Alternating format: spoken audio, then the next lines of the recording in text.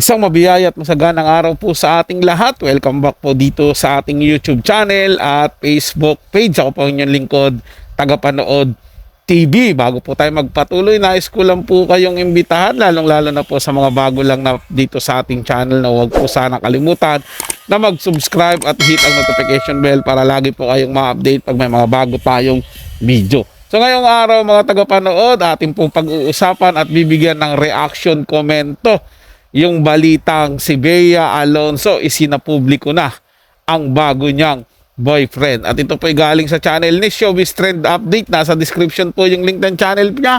Bisitahin po at pakisubscribe na rin. Kaya naman wag na natin to patagalin mga tagapanood. Simulan na po natin ang ating reaction video sa araw na to. Let's do this! Welcome back sa aking channel. Kapuso actress ipinakilala na sa publiko ang kanyang bagong fiancé na gwapo at super yaman. Panuurin at pakinggan ang buong detalye.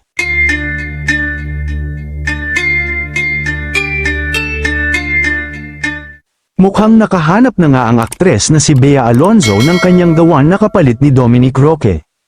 Nag-viral kasi ang larawan ng aktres kasama ang isang lalaki na super yaman na hinihinalang bago ngayon ni Bea.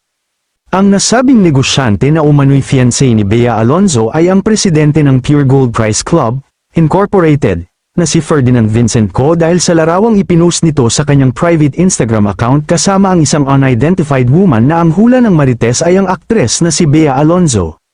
Tila may similarity daw kasi ang suot ng unidentified woman at ang outfit ni Bea sa kanyang vacation photo sa Spain.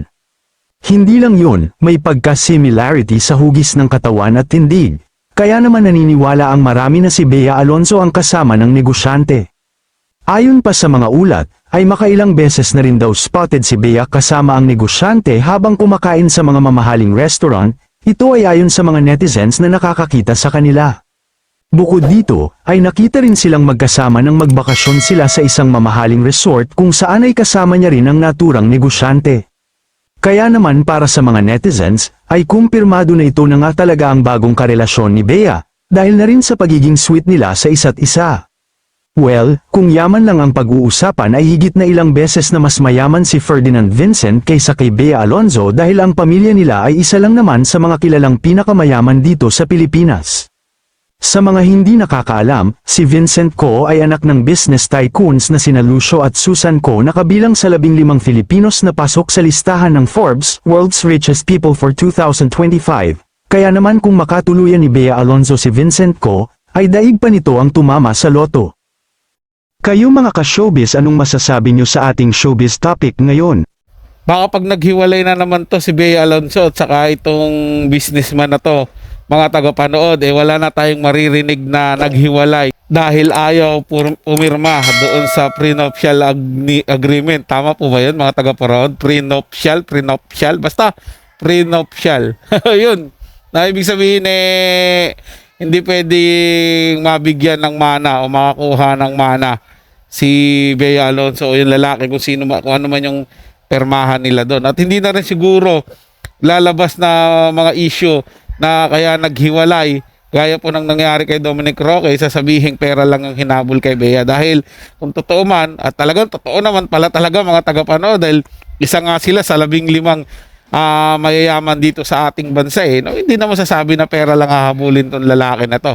Baka pwede pang masabi na si Bea naman ang hahabol sa pera ng lalaki, pero hindi naman na siguro dahil mayaman naman si Bea Alonzo. Kumbaga dagdag na lang yan sa magiging kayamanan nilang dalawa para sa magiging anak nila sa future, if ever man na sila po ang magkatuluyan mga tagapanood. Gayunpaman, kung ano man, kung saan man sila magiging masaya, suportahan na lang po natin kung ano man gusto ni Bea Alonzo. At sana, hindi na sila magkahiwalay kasi medyo nagkakaedad na rin si Bea. So, time na rin po siguro na lumagay na siya ng tahimik at magkaroon na rin ng mga chikiting na aalagaan niya. At maging time na rin siguro na maging ina na siya sa magiging anak nila, sa darating na magiging anak po nila nitong bago niyang karelasyon. So, hintayin na lang po natin yung kanilang announcement sa susunod kung kasalan na ba ang paparating.